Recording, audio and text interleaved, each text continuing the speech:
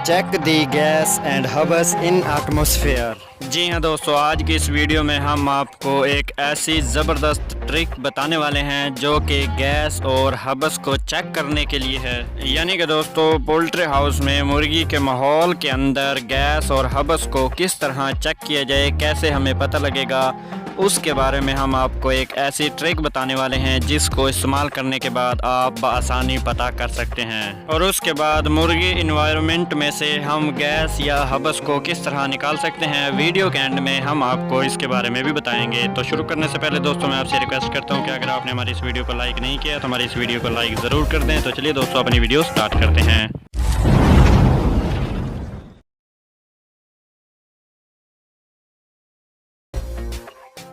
तो दोस्तों, सबसे पहले बात करते हैं कि मुर्गी के माहौल में गैस और हबस किस तरीके से बनती है, कौन कौन सी वजूहात होती हैं जिनकी वजह से जो है वो मुर्गी के अंदर गैस या हबस बनती है।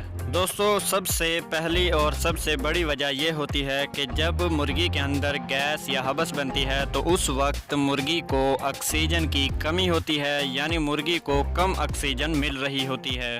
और उसके बाद दोस्तों, गैस और हबस बनती है मुर्गी के अंदर फ़ैन को कम करने की वजह से, वेंट को कम खोलने की वजह से, मुर्गी की ऑक्सीजन बराबर मुर्गी को ना देने की वजह से भी गैस और हबस बनती है। तो दोस्तों, जब आपके मुर्गी के माहौल के अंदर गैस या हबस बन जाए तो उसके लिए आप जो है वो फ़ैन को भी चला सकते हैं और वेंट को भी खोल सकते हैं। इन दोनों में से दोस्तों एक काम कीजिएगा एक टाइम पे, यानी एक टाइम पे एक काम करते हुए आप अपने मुर्गी की गैस या हबस निकाल सकते हैं। और दोस्तों, मुर्गी के अंदर गैस है या हबस है चेक करने के लिए सबसे पहला तरीका तो ये होता है कि जब मुर्गी के अंदर गैस या हबस होती है तो मुर्गी जो है वो अपना मुंह खोल लेती है और मुंह खोल के जो है वो मुर्गी सांस लेती है।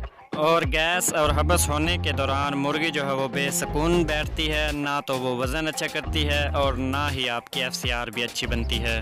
और दूसरा बड़ा तरीका दोस्तों गैस या हबस को चेक करने के लिए ये होता है, जो कि मैंने आपको वीडियो के शुरू में बताया था कि एक ट्रिक है जो मैं आपके साथ शेयर करने वाला हूँ। वो दोस्तों ये है कि जब आपको मुर्गी के अंदर गैस या हबस महसूस हो, आपको लगता हो कि मुर्गी के अंदर गैस या हबस दोनों में से कोई एक है, तो उस वक्त आप जो है वो दोस्तों अपना चेहरा पानी से अच्छी तरह धोने के बाद फिर से दोबारा अपनी मुर्गी के अंदर आएं। और जैसे ही आप अपनी मुर्गी के अंदर इंटर होंगे तो उसी वक्त आपको कुछ अजीब सा महसूस होगा।